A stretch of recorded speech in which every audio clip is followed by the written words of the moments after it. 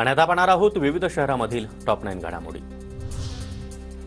नागपूरमध्ये सोन्यावर कर्ज देणाऱ्या तपासणीकानेच बँकेला गंडा घातला। ग्राहकांची हातमिळवणी करून 73 लाखांचं कर्ज मिळवून दिलं। बँकेचे हप्ते थकल्यानंतर चौकशीअंती प्रकार उघडकीस। नाशिक महानगरपालिकेकडून यंदा घरपट्टीमध्ये सरासरी 2% वाढ। गतवर्षीच्या तुलनेमध्ये अंदाजपत्रकामध्ये यंदा 406 कोटी रुपयांची वाढ। शिक्षण विभागासाठी 23 कोटी रुपयांचा निधी। अमरावती शहरामध्ये महानगरपालिका आजपासून ॲक्शन मोडवर। थकीत मालमत्ता कर धारकांवर आजपासून जप्तीची कारवाई होणार। 188 कोटी वसूल करण्याचं महापालिकेचं टार्गेट।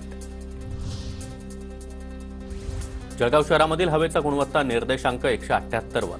महाराष्ट्र प्रदूषण नियंत्रण मंडळाची माहिती। शहरामध्ये धुळीचं प्रमाण वाढल्यानं हवा प्रदूषित, आरोग्य धोक्यात।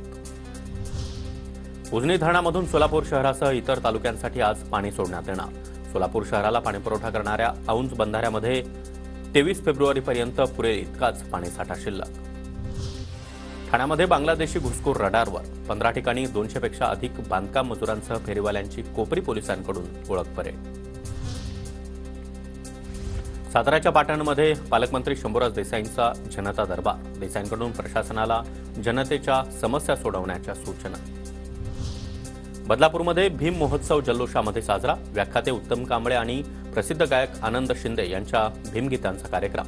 बदलापूरकरांकडून उत्स्फूर्त प्रतिसाद। मार्च एंडच्या थकीत दंड वसुलीसाठी परभणीमध्ये शहर वाहतूक शाखा ॲक्शन मोडवर। ठिकठिकाणी पथकांकडून थकीत दंडाची वसुली।